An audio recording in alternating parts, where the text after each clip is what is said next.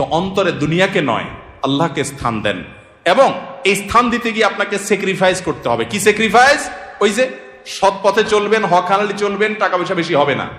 অন্যরা তো দূরের কথা, নিজের আপন মা বাবার কাছেও দাম পাবেন না, ভাই বোনের কাছে দাম পাবেন না, বইয়ের কাছেও হয়তো দাম পাবেন না, ছেলে মেয়ের কাছেও হয়তো দাম পাবেন না, বন্ধু বান্ধবের কাছেও দাম পাবেন না, এলাকার ইমাম সাহেব, খতিব সাহেব, হুজুর সাহেবের কাছেও দাম পাবেন না, কারণ পয়সা নেই।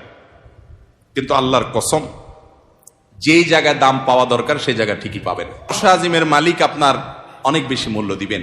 নবী করিম সাল্লাল্লাহু আলাইহি সাল্লাম কতবার এরকম বলেছেন সাহাবীদেরকে, তোমরা কোনো জান্নাতি লোক দেখতে চাও? বলি ইয়া রাসূলুল্লাহ, দেখতে চাই। একটা লোক চলে যাচ্ছে সামনে দিয়ে, তিনি জিজ্ঞাসা করেছেন, এই লোকটা সম্পর্কে তোমাদের কি ধারণা?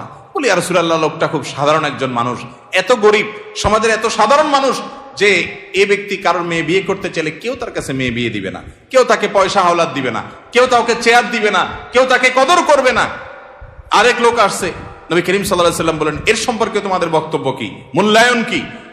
সাহাবীরা বলছেন, ইয়া রাসূলুল্লাহ, এই লোকটা যার মেয়ের বিয়ের অফার করবে সবাই তার কাছে মেয়ে দিতে পারলে সৌভাগ্যবান মনে করবে, পয়সা আলা, ভাবসাবালা, সমাজে অবস্থানওয়ালা।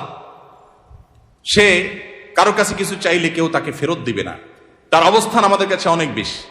নবী করিম সাল্লাল্লাহু আলাইহি সাল্লাম প্রথম যে ব্যক্তি যাকে সমাজের মানুষ অনেক তুচ্ছ মনে করে, অনেক দুর্বল মনে করে, তার সম্পর্কে মূল্যায়ন করে তিনি বলেছেন, এই যে প্রথম লোকটা, দ্বিতীয় লোকটার মতো মানুষ যদি গোটা দুনিয়াতে পরিপূর্ণ হয়ে যায়, তবুও এই প্রথম, এই দুর্বল, কিশোকায়, হ্যাংলা পাতলা, গরিব, অভাবী মানুষ, যাকে তোমাদের সমাজ কোনো দাম দেয় না, এই লোকটার মর্যাদা আল্লাহ রাব্বুল আলামিনের কাছে ওই দ্বিতীয় লোকটার মতো মানুষ গোটা দুনিয়াতে পরিপূর্ণ হওয়ার চাইতে বেশি।